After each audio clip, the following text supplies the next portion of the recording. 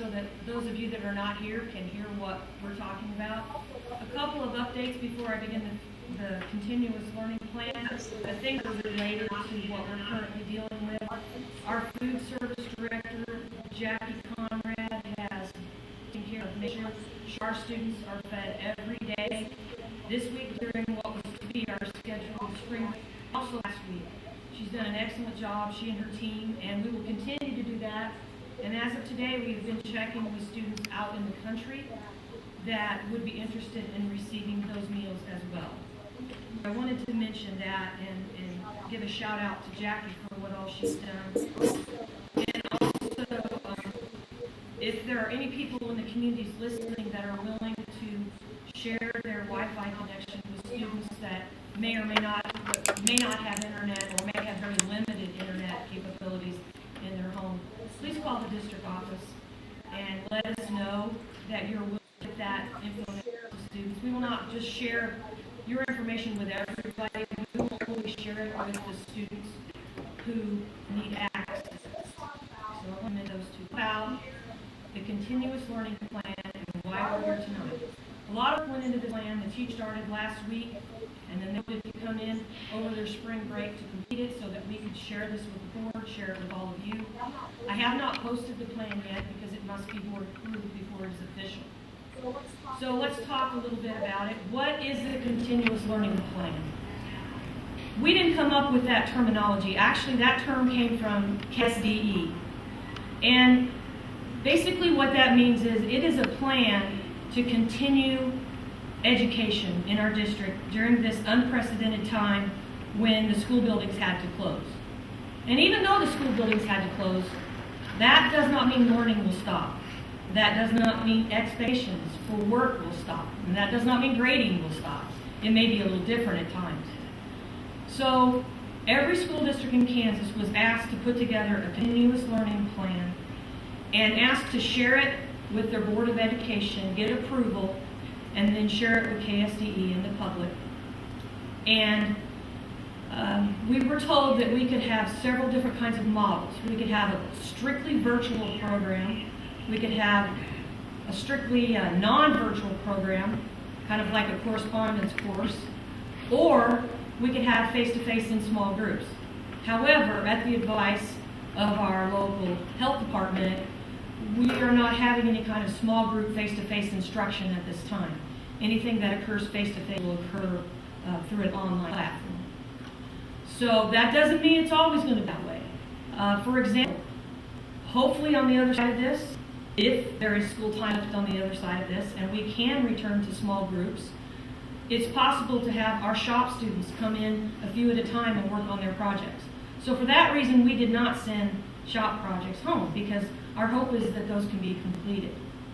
We're trying to think positively. This is a time of uncertainty, so you have to kind of plan for anything.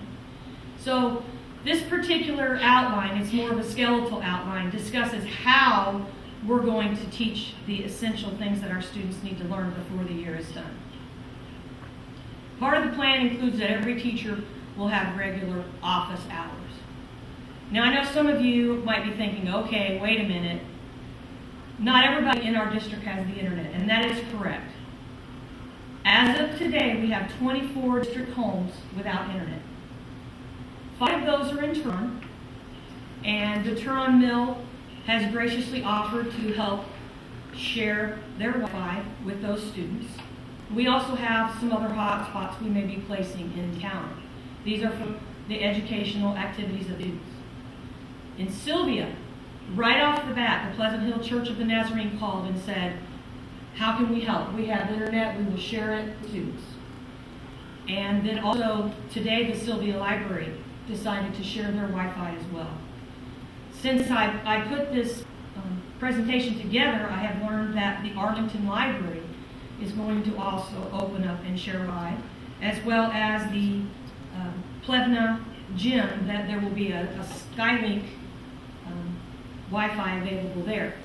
So the way that would work is not that you necessarily go into that business, because part of this is to stay away from each other during this time, especially if there's any kind of a further order regarding that from the health department. But the way it worked, my understanding is that a student could be outside of that location or could be in a parent's car or something like that to access the internet. That is going to be our immediate fix, because we have ordered some Wi-Fi hotspots. However, they will not be in for sure by this Friday. So the plan is that we will continue. We've thought about each town. We have one spot right now in Arlington. We have a spot in Plevna. We have 3 students from Abbeville, and I'm kind of waiting to hear from someone there that's willing to host one of our Wi-Fis. All you have to provide is the electricity. And we have 1 student from the Partridge area. So the nice thing about Turon is that SC Telecom is really taken on the charge, and they are going to provide internet free of charge to every Turon resident. So that's wonderful. So eventually, if we do have to use some Wi-Fi spots for those homes, we'll be able to take them back and be able to share them out with other people that need them. So in the beginning, it's going to be a little bit harder, but as this goes on, it should get easier for everyone. So we are working on a plan to be able to get internet access to everyone. And hopefully other providers will follow SC Telecom's example, step up to the plate and help either come up with a very low-cost plan or a free plan, as they are doing till the end of school. We had this question a lot, and so I posted a frequently asked questions post on our website and on Facebook, and people are wondering, when can my students get things? We're actually going to have a drive-thru tomorrow out in the front of the school where you will pull up and identify who your student is, which most of us will know, and then a staff member will come into the gym. We have everything arranged in there alphabetically, and they will bring their thing out to you. We have, I believe, 12 teachers that have volunteered to do that. The times for that are 9 to 12 and 2 to 5. And if you are not able to get here during those times, please contact your building principal and we will work something out. Yes, this includes instruments. It includes the device that your child used at school. We ask that you monitor the use of those devices. Some of the filtering that we have in place at school is not available on some of the computers at home. So therefore, it's going to be up to you, especially for the younger students, to monitor their use as far as using their device. Trying to think, I've had questions about, what about my things in the shop? Like I said, we're going to keep those for now and hope that they could be finished. Well, what about my the clothes in the locker room? If your clothes in the locker room do not come home to you, it means that they were not marked, we did not know who they belonged to, so you'll have to contact your building principal and we'll set up a plan for that. Okay, every teacher in our district will hold office hours. Now, office hours does not mean that's when they're working, because they're going to be working every day. Now, they may not be working from school, they may be working from home, but they're going to do what they normally do. Answer questions, prepare lessons. Now they have to teach lessons, recording themselves to post videos, grading, tracking standards taught. However, we wanted every teacher to have specific hours that they would be available for questions from students and parents. And Scott has worked it out where if quite a few of the staff, if you call their school number, it automatically transfers to their cell phone. Also, a lot of our teachers are using email and communication through the platforms in which they're teaching. And I'll share with you what that looks like in a little bit. But teachers have been making contact with students this week and will continue and try to get things ready to launch on Monday if at all possible. When you see the office hours, you'll see that they're kind of spread out, and that's on purpose. We wanted to be able to have opportunity for some parents that have 6 children that come here every day to be able to contact teachers at different times. So what is the elementary delivery method going to look like? For pre-K through 2nd grade, they'll be using mostly Seesaw. And I'll show you what that looks like. And then a few of them will be using Class Dojo, have already been using Class Dojo. There will be direct instruction in math and reading That's going to be the primary focus for pre-K through second grade. Third grade on up through sixth grade, it's going to be mostly Google Classroom with a little bit of Dojo, especially at the third grade level. They will have direct instruction, once again, in math and reading, but also in social studies and science. It's important that we have parents' emails, which we do, but if there's changes, parents need to let us know, because we will be contacting, especially the younger students, through that email address. Our students, fourth grade on up, all have school emails that they've been using all year long, but third grade and down don't. So it's important that we have a way to reach those students through their parents. In addition to their lessons that they'll do each day, there will be a daily task list. It will be clear and concise on what the student needs to accomplish each day. These activities are not all digital. Some of them are non-digital. We've asked that our teachers monitor the amount of time spent on schoolwork. This is a learning curve, but what we don't want to do is overload students and parents. That's an important part of this plan. And almost every learning activity should be something that students can access and complete with very little, if any, parent support at this level. Moving on to high school and school, the delivery method there will be using the Google Classroom, which they have already almost all been using, especially 7-12. A lot of the teachers use this all the time, so they're just going to broaden it. And if you're not familiar with what that looks like, the student can access the teacher's videos that they've posted, the resources that they've asked them to look at, the materials. It'll all be available for the student online, and then the student can submit things electronically back to the teacher through that platform. This also will be based on, the instructions will be sent out via email to all the students' regular emails.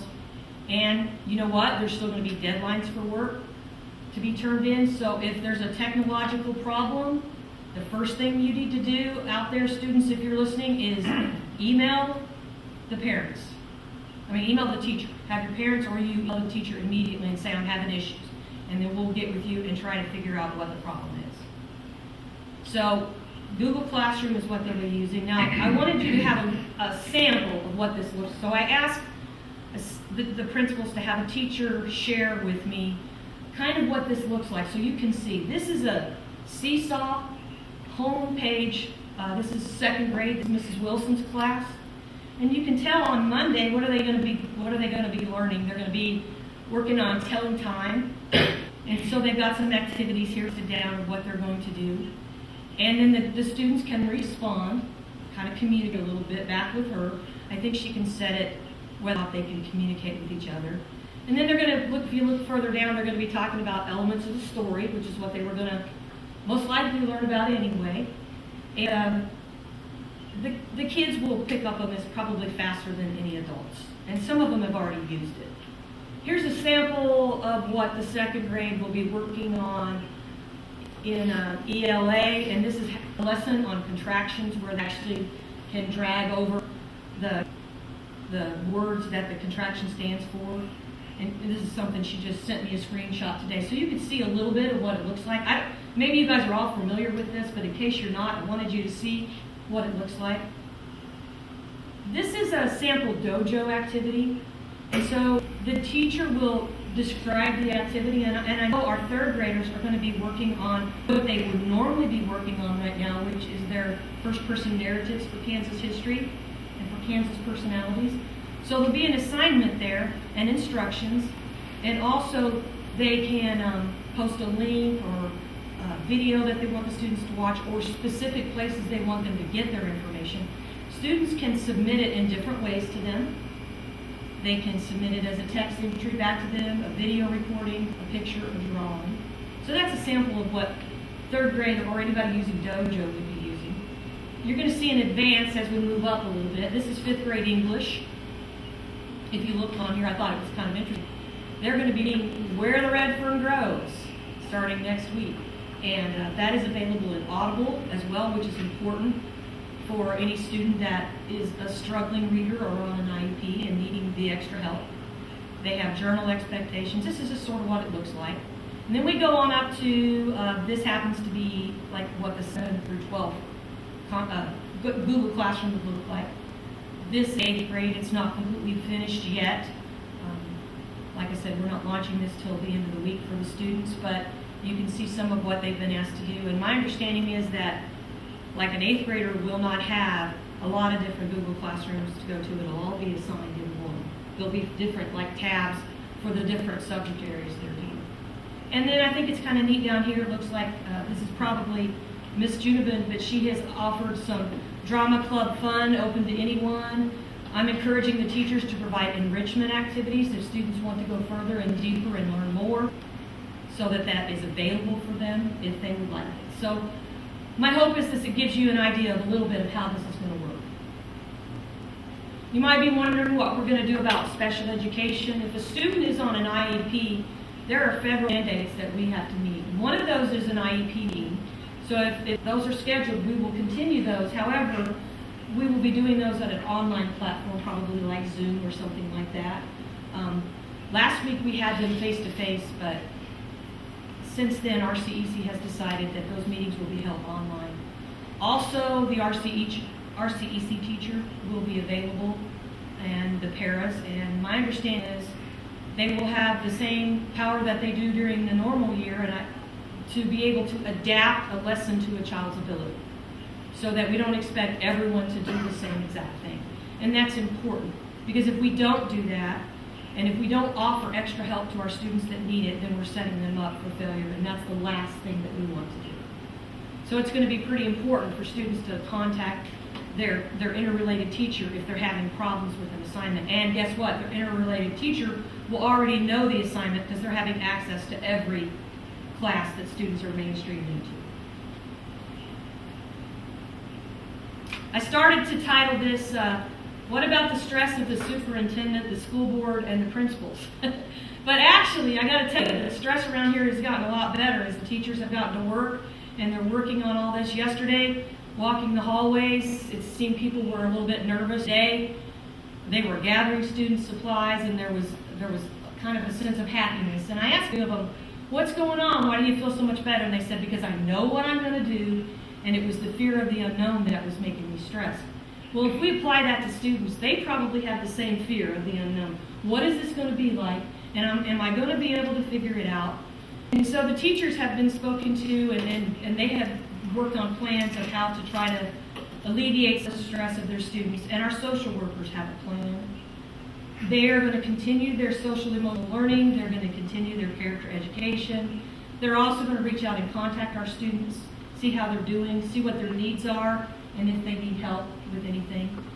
And also for our students that see their therapist on site, on campus, they will still see that same therapist. However, it will be conducted through online Zoom sessions with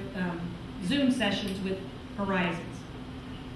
So that just gives you an update. These are all things that this plan had to address. And we've already talked about this a little bit, but we know it's not if, it's when.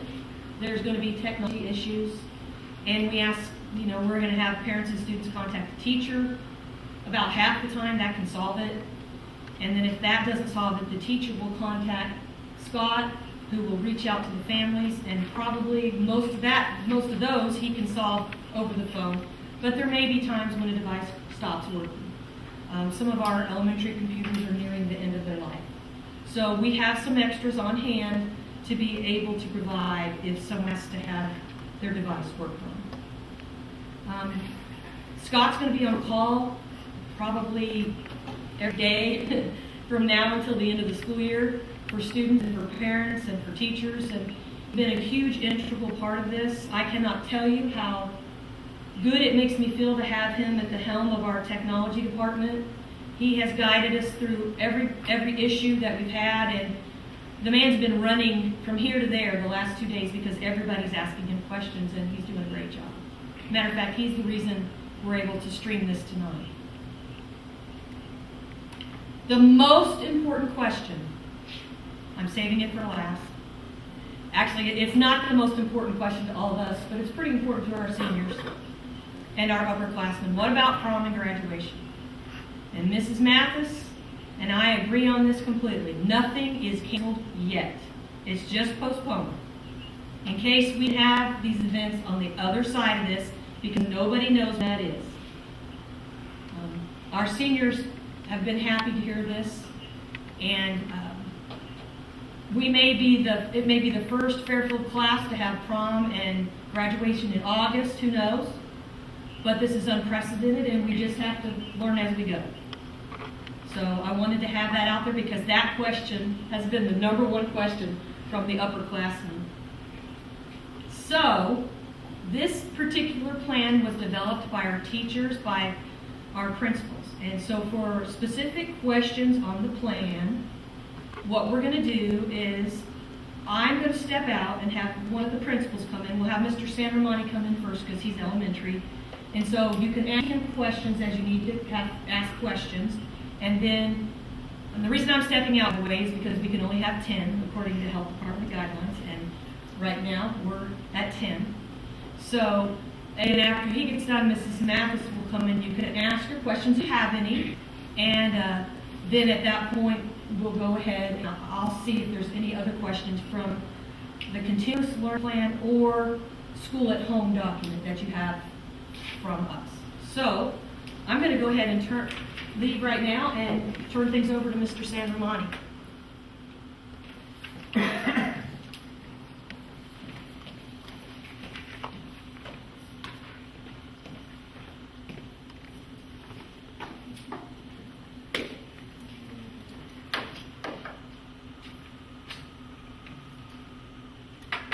Welcome, Mr. Sandramani. Thank you. I'll open the floor up to questions from our board this time. Do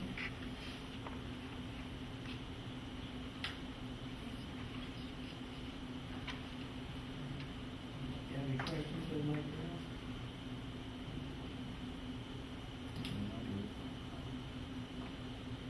So if you notice somebody falling behind, how do you plan to address that? Teachers will contact parents first to see what's going on, and then if still nothing is coming across, then that's where I'll step in, contact parents to see if maybe somebody got sick and they're not able to do some of the stuff. Just kind of communicate with them to see what's going to happen and take the steps necessary in order to get them to do the work. If it's a technology issue, get Scott involved, just kind of touch base with them and see what the problem is. At your level, will there be any type of grading that will actually be pencil and paper that needs to transfer back and forth to the teacher? Is it all going to be online? Most of it online. If anything's pencil and paper, from what I've had the teachers kind of do, would be take a picture and email it back to the teacher of the work that they completed, but nothing hard copy would ever come back. Most everything that they have sent home, games, manipulatives, the teacher said that students can just have, and they don't need it back. So. When you have a family with 4 kids, and they have one computer, does it look like there's just not enough computer time to be able to do this, or try to address that? Most families that had multiple kids, when we looked at the spreadsheet that we filled out, we sent at least, I think, 2 devices home for our larger families to where at least they would have multiple devices instead of just one.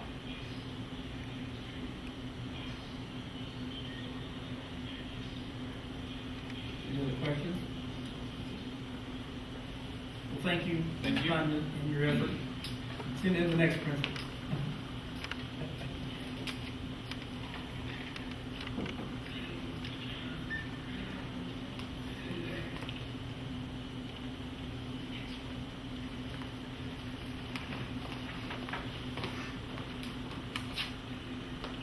Hello?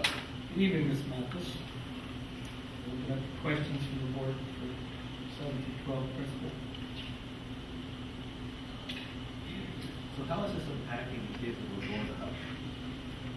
As of right now, BoTech classes are on hold. I know some of the BoTech instructors have reached out to their students.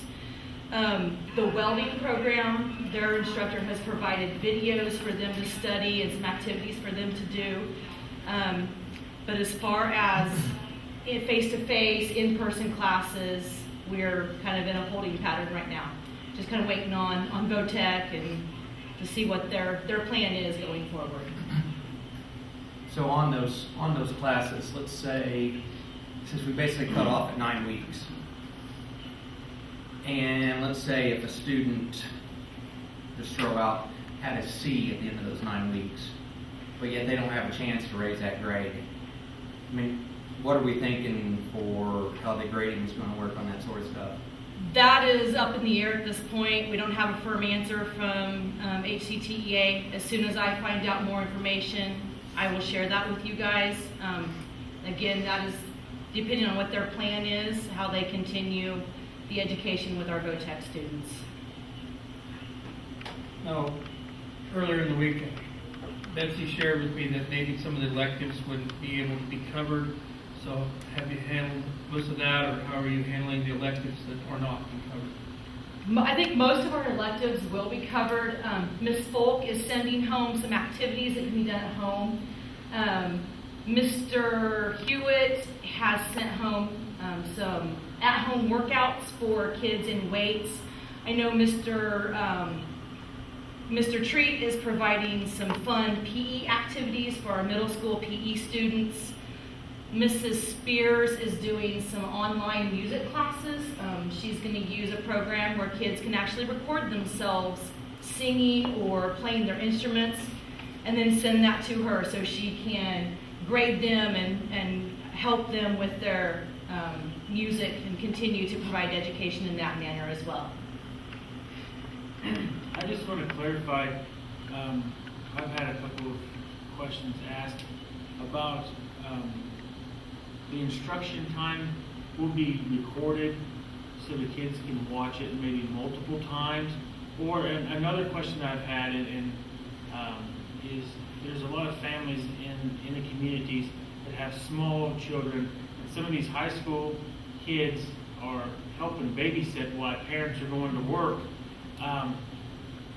Instruction times, if they're going to be recorded, is no big deal, so that older one that's helping watch the little ones can possibly watch theirs later. You know, I didn't want them to be at the same time. I just want to clarify that. When I met with my teachers yesterday, I advised them not to do live interactions with their students, simply because when you get 15, 20 kids on a Zoom meeting, you're running into connectivity issues as well as maybe some people have, you know, other commitments during that time in this crazy world now. And so a lot of them are going to record lessons, and they will be available for students to watch anytime that they need. I know Mrs. Unruh has already started recording some lessons for her kids to share through Google Classroom, and so those will be available whenever kids need to watch them. They can pause the video, work on stuff, and then come back to the video as needed. So what amount of time throughout the day would you expect a student to be at the computer or to do his lessons or their lessons in a day? I mean, what kind of time? For the most part, my teachers have planned for about 30 minutes per day per subject. So you're looking at anywhere between 3.5 to 4 hours for your high school, middle school and high school students. A lot of the activities the teacher is going to post on Monday in Google Classroom, and then they're not due until Friday, or some of them are given them until Sunday at midnight. So they have the entire week. So they're not going to be time consuming. It's not going to take them all week to do it. They're simple things that students can complete in probably 30 minutes if they sit down and do the work.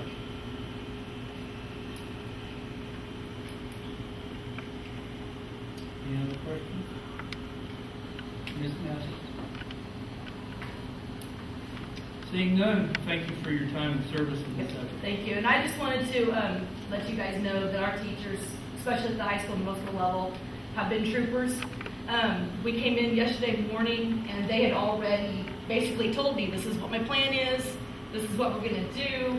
They had already taken this and ran with it. So I'm very proud of them, and I think everyone else should be as well. So thank you. Thank you.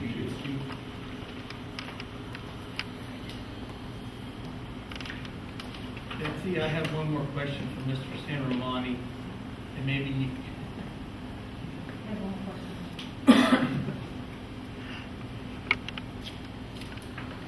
I've been requested to ask about AR. Is it still an ongoing thing, or how does that stand at this point? Mrs. Hanson reached out to the teachers to see what their thought, because she controls all that of setting the requirements or what they can do outside of the school, to get teacher feedback to see if they still wanted students to have that access at home. I know schools in the past have run into situations where like other people take tests for kids, so it's a hard thing to monitor, so she's reaching out to the teachers to see what they want to do with that. Okay, so it's still kind of Yeah. here. Okay. Yeah. Go ahead, thank you. Thanks.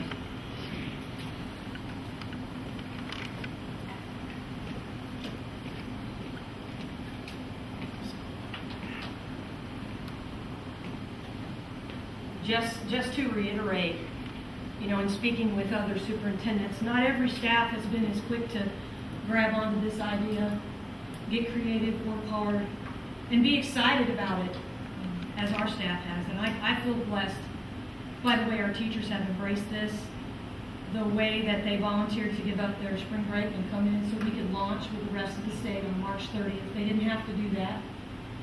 And when I tell others that they did that, other leaders, they're like, wow. I guess that's pretty unusual. So I do feel blessed with our teachers, and I think our students will embrace this as well. It's going to take time. There are going to be hiccups along the way. We're going to have to figure it out, and we're going to have to be patient. The kids are going to have to be patient. The parents are going to have to be patient. But that communication is going to be a big key. So I think we'll do well, and I feel like we will rise to the occasion. So, any other questions further on the learning plan? Well, we also included the waiver. We have to submit the learning plan, which is called School at Home, and the waiver together to the State Department with your approval to ask for their approval. And this must be done in the next week. So my plan was that once you approve it, that we will go ahead and get it done and get it up there to Topeka. Okay, any other questions about the learning plan itself? All right, we'll go on to item B, which is a part of the waiver packet. It's the resolution of the board regarding wage payments during emergency school closings. You have anything you'd like to say to this time? Just that we've been told by, KSDE that this is a requirement to complete, to be able to have any kind of state aid or KSDE payments for the rest of the year. But what I think is pretty commendable is that our board had already decided to do this before they were told they had to. And we will be using our classified staff in different ways. Maybe they won't be doing the same thing that they've always done, and maybe not for the same amount of hours. But if we ask them to come in, they've already shown a willingness to come in and work and do different things than what they would normally do. So, once again, this is kind of a learning curve, and we're working on it the best we can. Questions? Do we need to? That's what I was going to ask. Okay. First, we need to approve this waiver, and I'm going to do it two different things. We'll do the learning plan, and the application, and then also the second one we'll have to do the resolution of the board regarding wage payments during the emergency school closing. There'll be two separate motions that they must go together to the state. So this time I'd entertain a motion to approve the waiver application packet, which includes the continuous learning plan. I'll make that motion. Have a motion, is there a second? I'll second. Motion's been made and seconded to approve the waiver application continuous learning plan. All those in favor say aye. Opposed, same sign. Motion carries 7-0. Now, I entertain a motion to approve the waiver, or the resolution that will be included in the waiver plan on the wage payments during the emergency school closing. Would anybody like to do that? So moved. Have a motion, is there a second? Second. Motion's been made and seconded to approve the resolution of the board regarding wage payment during the emergency school closings. All those in favor say aye. Aye. Opposed, same sign. Motion carries 7-0. Before you leave tonight, do I need anybody else to sing? I already passed on that. Okay. Thank you. I have to sign it. I don't believe we have anything else, and I entertain a motion for adjournment. So moved. Is there a second? Motion's been made and seconded. All those in favor say aye. Aye. Opposed, same sign. Motion carries 7-0. Thank you. Thank you one and all for coming tonight. Make sure you get your kids' stuff. I did the math, and it's almost 20 kids represented in this table here.